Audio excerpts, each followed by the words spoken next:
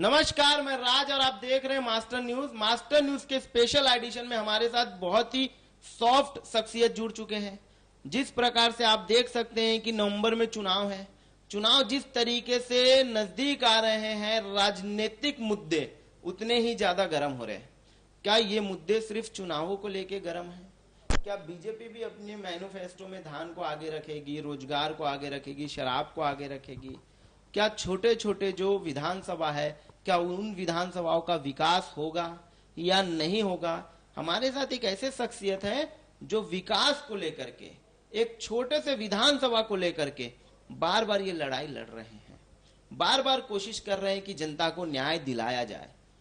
वो कल अनीता शर्मा के कार्यालय का, जो धरसीवा विधानसभा की विधायक है, उनके कार्यालय का घेराव किया। उन्होंने स्थानीय मुद्दों की मांगों को भी उठाया, उन्होंने शराबबंदी के मांगों को भी उठाया और बहुत प्रकार से मांगों को उठा करके वो राज्यपाल से तो खैर कल मिल नहीं पाए, पर उन्होंने तहसीलदार को ज्ञापन सौंप करके एक इंसानियत का, एक बड़े नेता होने का सबूत दिया है। ये तब अहम हो जाता है ये सबूत जब एक आदमी के पास कोई बड़ा पद न हो। ये तब अहम हो जाता है जब आदमी कोई संवैधानिक पद पे ना हो पर अपनी जनता की लड़ाई को लड़ रहे हैं।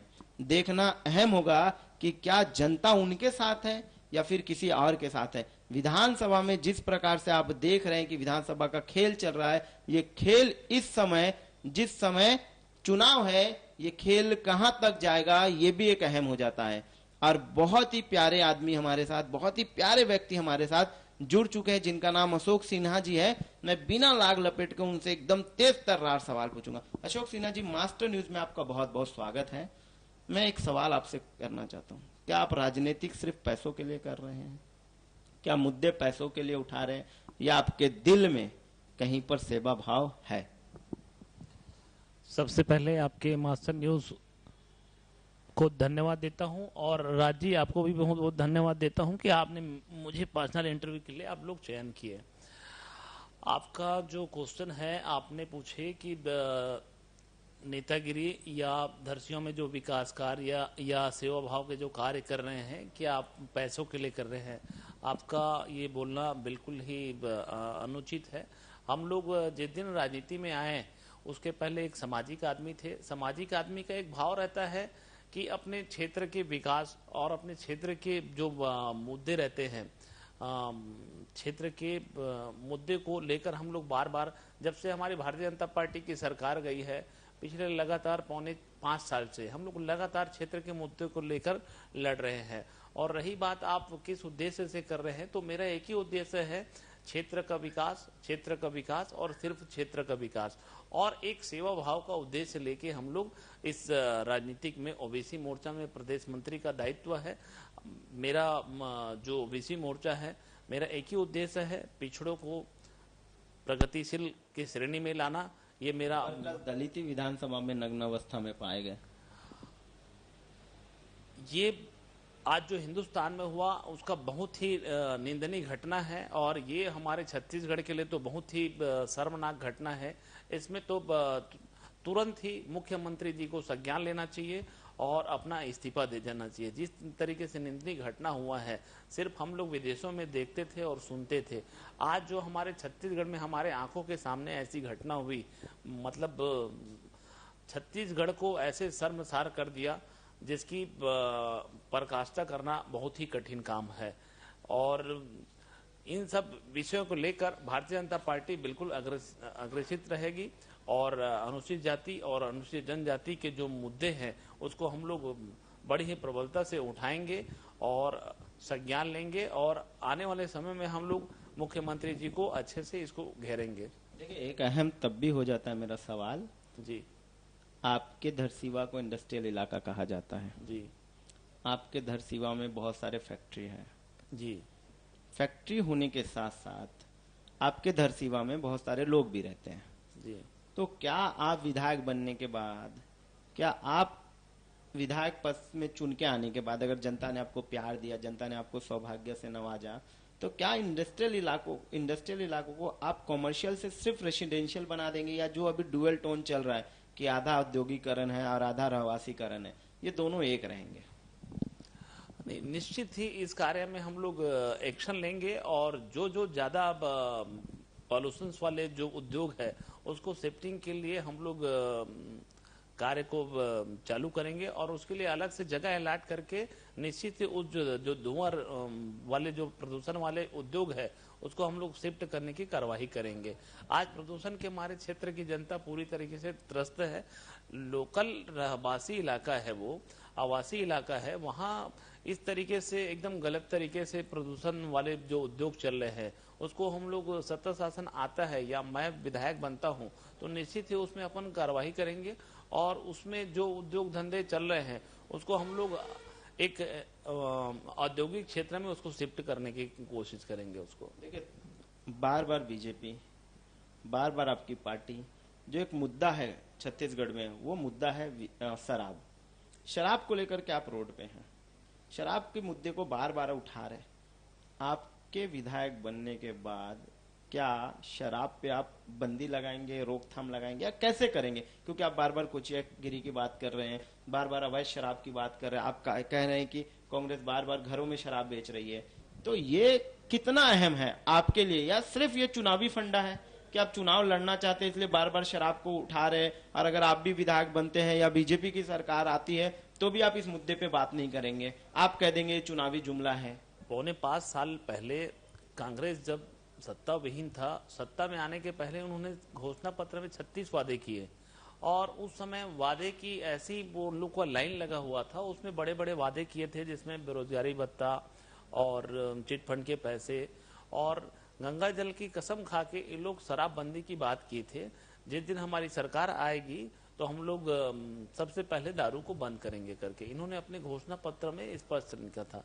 आज नारी अस्मिता और जो हमारे महिला दीदी बहन हैं उन लोग के जीवन के साथ जो खिलवाड़ किए हैं, उन लोग के साथ जो इमोशनल ब्लैकमेलिंग किया है, आज महिलाएं मतलब भीड़ भाड़ और ज्यादा मतलब भीड़ के दारूबंदी के लिए और शराबबंदी के उद्देश्य से उन्होंने उसको जिताया कांग्रेस गवर्नमेंट को, और उसके बाद इन लोग दोगलागिरी करने में लग गए। शराबबंदी तो नहीं किए, शराब की आड़ में 2000 करोड़ के घोटाले कर डाले। ऐसे इसकी नियत और नीति दोनों दिखता है। और जैसे आप बोले बार बार शराबबंदी की बात करते हैं, शराबबंदी तो वो लोग गंगा जल की कसम खा के वो लोग बोले थे कि हम लोग शराबबंदी किए करेंगे करके, अब वो शराबबंदी नहीं कर रहे तो उसकी गले की फांस बन रही है। आज महिला नारी शक्ति पूरा मतलब उसकी जन सैलाब देखते ही बनता है कि भूपेश बघेल लवरा सरकार है जो सत्ता शासन में आने के लिए शराबबंदी और गंगा जल जैसे पवित्र उसको हाथ में लेके कसम खाए। ऐसे इन मुद्दों में हम लोग भारतीय जनता पार्टी शुरू से इसका विरोध कर रहा है। घोषणा पत्र में तो उसके 36 वादे थे जो आज तक कभी कुछ हुए नहीं, जैसे बेरोजगारी भत्ता का है, चिट फंड वाले का है, उसके बाद स्व सहायता की महिला समूह है उसको उसकी कर्ज माफी का था, वृद्ध जनों का पेंशन योजना का था। ऐसे बहुत सारे उसके 36 मुद्दे हैं जो उसके गले का फांस बना हुआ है। बड़े मुद्दे में शराबबंदी है जिसको वो लोग अगर अच्छी इच्छा शक्ति रहती तो कोविड के समय वो लोग बंद कर सकते थे। बार बार बोलते हैं कि वो लोग समिति बनाए हैं, जांच समिति बनाए हैं, उसके रिजल्ट आएगा उसके बाद अपन बंद करेंगे करके। अगर उन लोग की नीति और इच्छा शक्ति रहता तो निश्चित ही वो लोग कोविड के समय जिस समय 20-25 दिन लगातार बंद रहा, जिसके बाद भी कोई मतलब ऐसी अनहोनी घटना नहीं घटी, तो उस समय चाहते तो वो लोग शराबबंदी कर सकते थे। इससे नीति उसका साफ दिखता है और इन लोग का नियत ही नहीं है।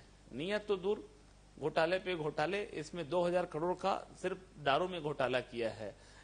ऐसे में इसकी स्थिति को आपको खुद अवगत होगा, आप भली भांति अवगत है। अच्छा, हमारी सरकार ने कभी घोषणा पत्र में ये नहीं कहा कि हमारी सरकार आएगी तो हम लोग शराबबंदी की बात करेंगे। पूर्व में 15 साल पहले हमारी सत्ता शासन थी तो हम लोगों ने शराब तो बंद नहीं किया, लेकिन जो शराब भट्टी की जो संख्या थी अलग अलग जनसंख्या के हिसाब से उसको धीरे धीरे क्रमशः हम लोग उसको बंद कर रहे थे। अच्छा, देखिए आप बोल रहे कि मैं शराब की दुकानें कम कर रहा था। हाँ। पर भूपेश बघेल का आपने क्या बयान नहीं सुना? भूपेश बघेल ने भी तो कहा कि हम भी तो वादे पूरा कर रहे हैं, अगर लोग पीना बंद कर दे तो दुकानें खुद बंद हो जाएगी। नहीं, ये तथ्यहीन और मतलब बात करने का कई बार बोलते हैं समाजों से पूछ के करेंगे, कई बार बोलते हैं हमको उसको पूछ के करेंगे। भैया घोषणा पत्र आप अगर उनका समाज कहना है को, कि अगर अचानक से बंद कर दिया जाए, उनका कहना है कि अगर अचानक से सारी चीजें हो जाएगी हाँ, तो लोग मरने लगेंगे। आपने कोरोना काल में नहीं देखा लोग सिरप पीने लगे थे? कोरोना काल की बात किए राज भाई, तो मैं बताना चाहूंगा जिस समय कोरोना काल और कोविड समय चल रहा था तो हमारे मोदी जी देश के प्रधानमंत्री कैसे जनता को बचाया जाए इन सब चीजों के ऊपर फोकस करते थे। और यहाँ क्षेत्र के मुखिया लवरा सरकार भूपेश खग्गर का एक ही उद्देश्य रहता था कि दारू भट्टी कैसे खुलाया जाए। इन लोग दारू भट्टी मतलब सिर्फ शराब बेचने के उद्देश्य से जो सिरप पी रहे थे, ये मर रहे, वो मर रहे, वो मर रहे। आप मालूम है, आप जो रनिंग पार्टी रहती है, जो सत्ता शासन रहता है, आज प्रिंट मीडिया को कैसे मैनेज करके रखा हुआ है भूपेश सरकार, देखते हो भूपेश वही चीज छपता है जो वो छपवाना चाहता है हमेशा। आज एक बड़ा आरोप लगा रहे हैं मीडिया पे, एक बड़ा आरोप लगा रहे हैं, क्योंकि मैंने हमेशा इलेक्ट्रॉनिक्स मीडिया पे कभी भी एक तरफा न्यूज नहीं चला, हमेशा चला। ये पर बड़ा आरोप लगा रहे हैं आप कि आज प्रिंट मीडिया को मैनेज करके रखा गया। देखिए खैर वो एक अलग बात है, कौन क्या छाप रहा है कौन क्या नहीं छाप रहा है वो अपनी मर्जी से छाप रहे। पर मैं एक सवाल अहम पूछना चाहता हूँ। देखिए आप आवास को लेकर के आपने प्रदेश लेवल पे बहुत बड़ा कार्यक्रम किया और उस कार्यक्रम को आपने सफल भी बताया और उसी कार्यक्रम को कांग्रेस ने असफल बताया। तो क्या आवास छत्तीसगढ़ के लोगों को मिलेगा? क्योंकि कल देखिए आपके भाषण में, मैं कल कवरेज में था, आप जब आपके लोगों के कार्यकर्ताओं के भाषण चल रहे थे, आपके नेताओं के भाषण जब चल रहे थे, तो मैं खुद भी था। उसमें एक स्टेटमेंट कहा गया कि जब बरसात होती है तो लोग स्टेज में आके छुप जाते हैं। तो क्या इतनी दयनीय स्थिति है जो छत्तीसगढ़ में आप बता रहे हैं? क्या इतनी खराब स्थिति है कि जो आप छत्तीसगढ़ में जिस तरीके से आप कह रहे हैं कि बरसात गिरती है तो हम तुरंत जाकर के, हमारे यहाँ के लोग आकर के स्टेज में छुप जाते हैं? क्यों? क्योंकि उनके घरों में छत नहीं है, उनके घरों से पानी टपकता है। देश के मुखिया हमारे माननीय नरेंद्र मोदी जी ने मोर आवास मोर अधिकार के तहत 2022 तक हर गरीब भाई का एक छत वाला मकान हो करके, ऐसा सोच के उद्देश्य से मोर मकान मोर अधिकार योजना का लागू किया। जिस समय भारतीय जनता पार्टी की सरकार थी, बड़ी ही तीव्रता से साथ बनाना चालू किए और उसका उद्देश्य था कि पूरी इंडिया में 2022 तक सबको पक्का मकान बन जाए। लेकिन जैसे ही सत्ता शासन परिवर्तन हुआ, 4.5 साल हो गया आज कांग्रेस गवर्नमेंट को, मोर आवास मोर अधिकार में केंद्र से 60% पैसा मिलता है और राज्य 40% लगाना रहता है। उसको भूपेश सरकार ने रोक के रख दिया। इसका उद्देश्य वो नहीं था कि खाली फिर से मोदी जी बार बार दिखेंगे, उसके घर में मोदी जी के लोगो लगेंगे। उसका उद्देश्य खाली अपना काम करो, मोदी जी को हाईलाइट नहीं करो। ऐसे उद्देश्य से हमारे जो छत विहीन भाई हैं, राजीव गांधी ग्राम आवास योजना को आपने प्रधानमंत्री आवास योजना कर दिया। वो तो बार बार कांग्रेस कह रही कि ये जो था वो राजीव गांधी ग्राम आवास योजना था, जिनको इन्होंने प्रधानमंत्री आवास योजना कर दिया। तो क्या प्रोजेक्ट भी आप कांग्रेस के अपनाने लग गए हैं? नहीं, ऐसा नहीं है। उस समय योजना चलती थी, उस समय नाम मात्र का पैसा गरीबी रेखा के नीचे लोगों को देते थे। लेकिन अभी जो हमारे देश के प्रधानमंत्री है, जो निगम एरिया में उसका क्राइटेरिया अलग है और ग्राम पंचायत में अलग है, उसमें मतलब ठीक ठाक पैसा देते हैं और उसमें हर एक जो जिसका पक्का मकान नहीं है उसको मकान देने का वादा था। आज छत्तीसगढ़ के 16 लाख जनता का आज मकान का रोक के रखे हैं। और बात करें हमारी विधानसभा का तो 13,000 लोगों का मतलब 13,000 लोगों का जो नाम गया है उसको रोक के रखे हुए हैं भूपेश सरकार जी। आप दे देंगे? निश्चित ही हमारे घोषणा पत्र में ये चीज रहेगा। जब भारतीय जनता पार्टी की सरकार आएगी और सीएम अपना शपथ ग्रहण करने के पहले जितने भी आवास विहीन वो है उसमें जब साइन करेंगे, मतलब चेक का फंड रिलीज करेगा, तभी हमारे छत्तीसगढ़ का मुख्यमंत्री जो बनेगा भाजपा से, तब वो अपना शपथ ग्रहण करेंगे। एकदम अहम सवाल पूछ रहा हूँ और बहुत तीखा सवाल पूछ रहा हूँ, शायद आपको बुरा लग जाए। जिस तरीके से आपकी सरकार बनेगी, आप ये बताइए, ऑन टेलीविजन आप बताइए, पूरा देश आपको देख रहा है, कितने देर में, कितने दिनों में या फिर कितने महीनों में आप प्रधानमंत्री आवास योजना को स्वीकृति दे देंगे? जिस दिन हम लोग का सत्ता शासन आया, हमारी जीत का वो हुआ, और शपथ ग्रहण करने के पहले सबसे पहले हितग्राही लोग का प्रथम किस्त जाएगा, उसके बाद ही शपथ ग्रहण करेंगे। आप ये डेट और तारीख निश्चित ही नोट करके रख लीजिए। ये हमारे शीर्ष नेतृत्व का कमिटमेंट है। जैसे ही सत्ता शासन में आते हैं तो निश्चित ही प्रथम किस्त हितग्राही को दिया जाएगा आवास का, उसके बाद ही वो शपथ ग्रहण करेंगे। देखिए, एक अहम बहुत बड़ी बात कह रहे हैं आप बीजेपी को लेकर के, और बहुत तथ्यों पे आप बात कर रहे हैं। तीसरा अहम सवाल मेरा ये बन जाता है कि स्थानीय मुद्दों को आप किस तरीके से देखती है, या आप विधायक के रूप में आते तो धरसीवा में क्या क्या बदलाव आप करेंगे? आज धरसीवा विधानसभा विकास से कोसों दूर है। निष्क्रिय विधायक के कारण आज 4.5 साल में कोई काम नहीं हुआ है। आज आवास के योजना रुका हुआ है। आज धरसीवा विधानसभा एक उद्योग नगरी के नाम से जाना जाता है। यहाँ 300 प्लस इंडस्ट्री है, जिसमें डीएमएफ फंड, सीएसआर का फंड, ऐसे बहुत सारे फंड रहते हैं जो औद्योगिक एरिया से एरिया को मिलता है डेवलपमेंट के लिए। वो उसके भी काम नहीं हो पा रहे हैं। और उसके बाद आपके कल देखा बहुत सारी जगह सड़कें भी नहीं है, पूरा कीचड़ से भरा पड़ा था आपका बाजार। चारों तरफ यही स्थिति दिखती है। धरसीवा छत्तीसगढ़ की राजधानी से लगा हुआ पास का एरिया है, उसके बाद भी आज जर्जर सड़कें, रोड रास्ते, नाली टूटी हुई, प्रदूषण युक्त, मतलब किसी भी काम का 4.5 साल में एक भी काम नहीं हुआ है। धरसीवा नहीं, पूरे 90 विधानसभा में कहीं काम नहीं हुआ है। खास करके बात करें, आरोप लगा रहे कि 90 विधानसभाओं में काम नहीं हुआ है, क्योंकि जब बड़े बड़े होर्डिंग देख लीजिए आप, गौठान गोधन न्याय योजना, किसानों की सरकार, भूपेश है तो भरोसा है, मैं जो होर्डिंग पे लिखे हैं वो बातें बता रहा हूँ। खैर, मैं किसी का भी समर्थन नहीं करता हूँ। इस मामले में भूपेश सरकार, कांग्रेस सरकार, आप पार्टी के केजरीवाल को भी आगे छोड़ दिए हैं। जो होर्डिंग्स और वो सब दिखते हैं, आप ही बताइए किन किन बेरोजगार भाइयों को 2500 रुपए का बेरोजगारी भत्ता दिया है? आप सुने ले रहे हैं ना, आवेदन तो ले रहे हैं। आवेदन नहीं है, सिर्फ उसका जो आप पात्रता की लिस्ट बोलते हो कि आप पात्रता की, उसके इतने क्राइटेरिया बनाए हैं बेरोजगारी भत्ता के लिए, उसको देख के नहीं लगता है कि उद्देश्य बेरोजगारों को देना है। बेरोजगारों के साथ उसको ऐसा पिंच कर रहे हैं कि जो उसके क्राइटेरिया तय किए हैं उसमें कोई फिट नहीं बैठेगा। आप साफ साफ बोले थे कि बेरोजगार लोग को 25 रुपए भत्ता देंगे, और आप जो लिस्ट जारी किए हो उसमें पात्रता की लिस्ट नहीं है, वो अपात्रता की लिस्ट है। ऐसे करके हर एक बेरोजगार भाइयों को ठगने का काम किए हैं।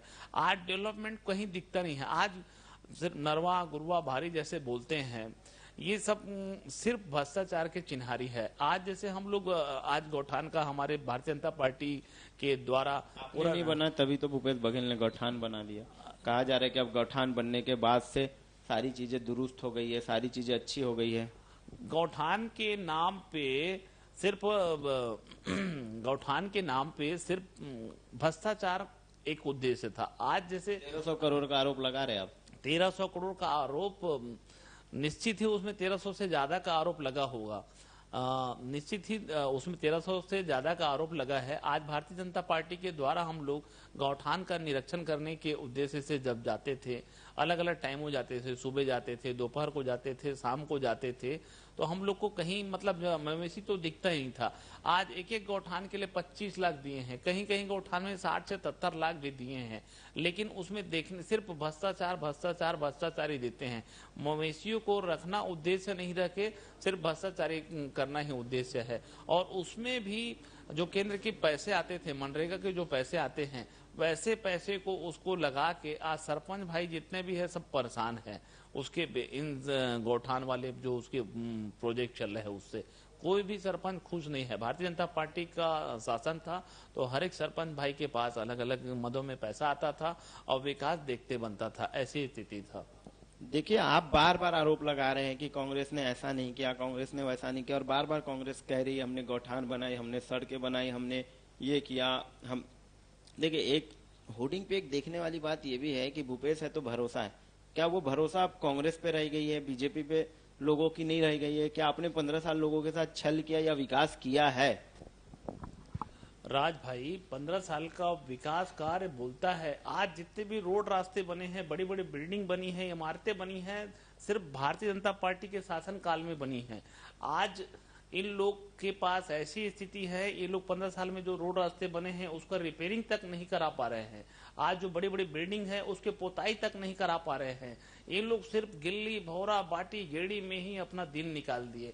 ऐसा प्रतीत होता है क्या हम लोग अपनी संस्कृति नहीं जानते। मैं हूँ छत्तीसगढ़िया हो रहा हूँ, मैं भी गेड़ी में चढ़ता हूँ, मैं भी गिल्ली खेलता हूँ, मैं भी भौरा चलाता हूँ। ओकर मन के पेपर में पोस्टर नहीं लगा था ना, मन पोस्टर लगाते हैं, मोर पेपर में नहीं छपा है। बात इतने अंतर है भाई। आज लोग आज चंद्रमा में जा रहे हैं और ये गिल्ली भौरा बाटी में ही लगा हुआ है। भैया हमारा लड़का मतलब सिखाना है तो तकलीफ रहेगा, छत्तीसगढ़ कल्चर आगे जाते तो सिखाना है तो कंप्यूटर कैसे असेंबल अशोक जी हमें पूछा तो कि छत्तीसगढ़ के कल्चर आगे जाते थे तो कोई तकलीफ होता है। हमू मन गेड़ी चढ़थन, हमू मन अपन संस्कृति ला अच्छा जानथन, हमू मन अपन नांगर के पूजा करथन और चीला रोटी खाथन। एमन जब बासी खाते तो चम्मच में खाते, हमन खाथन ना हमन दिखावन नहीं, हमन बासी खाथन की नहीं समझेगा राज भाई। ते तोर घर में खाथत की नहीं बासी? मैं समझो तो खाता हूं। चम्मच में खाथस नहीं, हम हाथ से खाता हाथ से खातर ना मतलब बताइल पढ़ी। अब ये मतलब दिखाए बर भी नहीं आए। अरे खाती तो हाथ में धर के खाती, चम्मच में खावा थे। कोई भी जानी कि मन दिखाए बर कैमरा के सामने दिखावा थे करके। हमार छत्तीसगढ़िया कल्चर और हमार संस्कृति हमन ना जाना था। तोला बनाए हैं मुखिया छत्तीसगढ़ के विकास कर ही करके ऐसने नाचा गम्मत और डमडम में 4.5 साल ला बिता देते। एक तो ढेला फोड़े तक के काम नहीं करे थे। हाँ अरे 5 तो काम ला करे रही तो कम से कम तो 5 चिन्हारी बनती कि कांग्रेस के कार्यकाल में ये फलाना फलाना काम हुए करके इतने बताते। खाली पेपर में गेड़ी चढ़ा था, गिल्ली चढ़ा था, भौरा चला था।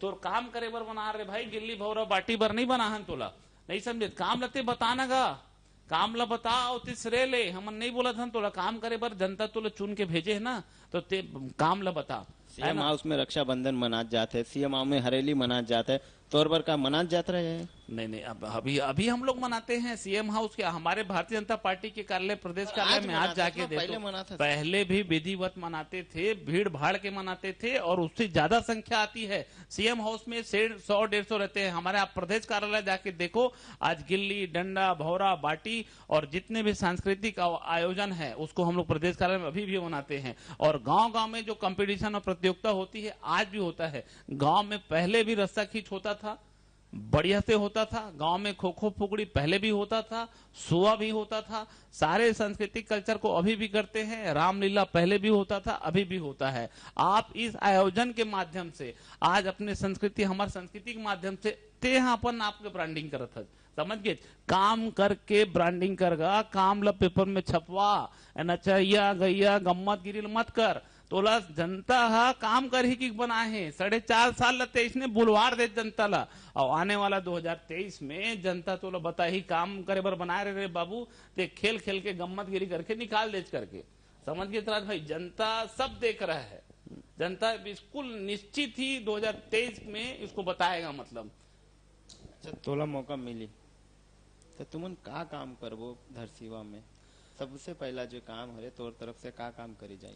बोला मौका मिल ही तो ऐसे बड़े बड़े काम करूं। जैसे हमारे यहाँ कॉलेज की समस्या है, जिसमें हमारी बेटी लोग को उच्च शिक्षा लेने के लिए थोड़ा सा सुविधा होता है, शहर के तरफ जाना पड़ता है, तो उसमें आने जाने में जो उन लोग को दिक्कत जाता है, तो अपन सोचेंगे कि सारी व्यवस्था धरसियों में हो। उसके बाद धरसियों में जो आज बेरोजगार भाई की जो स्थिति है, आज इतने उद्योग इतने धंधे हैं, तो हम लोग चाहेंगे स्थानीय लोगों को रोजगार मिले। उसके बाद जो गवर्नमेंट के काम है वो प्रॉपर इम्प्लीमेंट। कई बार क्या होता है, क्षेत्र के विधायक निष्क्रिय रहने से काम नहीं हो पाता है। थोड़ा सा उसको सजग होना पड़ेगा। आज उन लोग का सरकार है तो नगरीय प्रशासन से भी फंड ले सकते हैं, मुख्यमंत्री जी से भी फंड ले सकते हैं, उसके खुद के फंड रहते हैं। ऐसे बहुत सारे उसके योजना के फायदे हैं, उसको करवा सकता है। भीड़ भाड़ के सब अपने उद्देश्य को पूरा करा सकता है। लेकिन आज धरसियों में देखने से कहीं विकास दिखता ही नहीं है। क्षेत्र आप जैसे मेरे को नेतृत्व करने का मौका मिलता है तो बिल्कुल धरसिवा 90 विधानसभा में एक अलग ही परिदृश्य में दिखेगा और उसका स्वरूप बदला हुआ रहेगा। छत्तीसगढ़ के मानचित्र में बिल्कुल धरसिवा अलग ही नजर आएगा। मैं एक कोशिश जी जान लगा के करूंगा। देखिए, अब एक सबसे बड़ी बात ये आ जाती है कि आप में मुख्यमंत्री का चेहरा नहीं है। बार बार कांग्रेस ये पूछ रही कि आपके मुख्यमंत्री का चेहरा कौन है। मैं पूछ रहा हूँ अशोक जी, आज बता दीजिए कि मुख्यमंत्री का चेहरा कौन है। भारतीय जनता पार्टी में यह संस्कार नहीं है कि किसी को ऐसा मुख्यमंत्री का चेहरा पेश किया जाए। हमारा भारतीय जनता पार्टी बहुत ही संगठित पार्टी है, इसमें संगठन का चलता है। जीतने के बाद निश्चित ही योग्य आदमी को सीएम का कैंडिडेट बनाएंगे और इसमें भारतीय जनता पार्टी के संगठन का पूरा स्वीकारते हैं और उसके नेतृत्व में काम करने के लिए अग्रसर रहते हैं। एक बात, रमन सिंह होंगे या नहीं होंगे इस बार मुख्यमंत्री? अगर चुनाव आप जीतते हैं तो क्या रमन सिंह को अलग कर दिया गया है? उसको शीर्ष नेतृत्व ही, संगठन ही डिसाइड करेगा। ये मैं छोटा सा कार्य करता हूं और जिस राजनीतिक उद्देश्य से मैं या मतलब ऐसा मेरे को एकदम से ही थोड़ी सी महत्वाकांक्षा मेरा भी है कि मैं भी दावेदारी कर रहा हूं भारतीय जनता पार्टी से, धरसींवा विधानसभा से, लेकिन इतनी महत्वाकांक्षा नहीं है कि मेरे को ही टिकट दे। जिस किसी भाई को भी मतलब धरसींवा एरिया में देते हैं तो उसका मैं बिल्कुल हम लोग जिताने के लिए और प्रबलता के साथ काम करेंगे। और रमन सिंह का फेस रहेगा नहीं रहेगा ये संगठन डिसाइड करेंगे, शीर्ष नेतृत्व भी डिसाइड करेगा। और सबका साथ, सबका विकास, तो हमारे यहाँ ऐसा किसी एक चेहरे को प्रमोट नहीं करते हैं। देखिए, आखिरी सवाल मैं जो पूछना चाहता हूँ वो बहुत अहम हो जाता है। प्रधानमंत्री जी यहाँ का दौरा कर रहे हैं, अमित शाह जी यहाँ का दौरा कर रहे हैं, क्या और भी दौरे होंगे? क्या और भी चुनावी कैंपेन होंगे? और ये 5 साल कहाँ थे? 5 साल में छत्तीसगढ़ क्यों नहीं आया? और आखिरी में ही प्रधानमंत्री जी का दौरा जब चुनाव करीब है तब क्यों? राज भाई, आपका प्रश्न बहुत ही अच्छा है। अभी क्या है, चुनावी ईयर है तो 5 राज्यों में चुनाव है, तो 5 राज्यों में निश्चित ही नरेंद्र मोदी जी का, अमित शाह जी का दौरा सभी राज्यों में हो रहा है और अभी ये दौरा का सिलसिला चलते रहेगा। देश के मुख्य होने के नाते उसके पास टाइम का एक क्राइटेरिया रहता है कि कौन सा राज्य में कितने बार जाना है, कौन सा प्रदेश में कितने बार जाना है और कहां कहां विकास के कार्यों का भूमि पूजन करना है और एक योजना का वो रहते हैं, कहां घोषणा है, तो उसके प्रोटोकॉल्स बहुत रहते हैं। आज सत्ता शासन के आने के बाद मोदी जी का दूसरा आगमन था जो अभी आए थे और हमारे केंद्रीय मंत्री अमित शाह जी का भी दूसरा आगमन है और अभी चुनावी ईयर है तो हमारे मुखिया है जो उन लोग का एक इंटरेस्ट छत्तीसगढ़ के प्रति है। आने वाला समय में 2024 में लोकसभा चुनाव भी है तो उस उद्देश्य से भी उन लोग का आना जाना मतलब थोड़ा सा और बढ़ जाता है, क्योंकि 3 महीने 4 महीने बाद विधानसभा चुनाव है, जस्ट उसके बाद 6 महीने बाद लोकसभा की चुनाव है। तो दोनों दृष्टिकोण से बड़े बड़े शीर्ष नेतृत्व का आना जाना अभी जो शुरुआत हुआ है और आते जाते रहेंगे। जी, बहुत बहुत शुक्रिया, आपने ये बात बताने की कोशिश की कि किस तरीके से विकास हुआ है या फिर विकास नहीं हुआ है और पार्टी अगर आपको टिकट देती है तब किन किन विकासों को करेंगे। देखना अहम हो जाएगा कि क्या अशोक सिन्हा जी को इस बार टिकट मिलता है। क्या अशोक सिन्हा जी अगर टिकट पर जीत कर आते हैं बीजेपी से तो कौन से विकास कार्य को करते हैं, क्योंकि अशोक सिन्हा जी का बार बार कहना है कि छत्तीसगढ़ में 15 साल हमने विकास किया, छत्तीसगढ़ को हमने आगे ले जाने का काम किया, छत्तीसगढ़ को हमने छत्तीसगढ़ बनाने का काम किया। और व्यक्तित्व में और भाषणों में ये भी कहा जा रहा है कि अगर अटल जी नहीं होते तो छत्तीसगढ़ नहीं होता, क्योंकि अटल जी ने ही इसको छत्तीसगढ़ बनाने का काम किया है। देखना बहुत अहम होगा कि ये चुनावी लड़ाई कहां तक लड़ी जा रही है, ये चुनावी बात कहां तक कही जा रही है और किसके तरफ से कितनी सार्थक बात कही जा रही है। तमाम बड़ी खबरों के लिए आप देखना ना भूले आर्यन टीवी।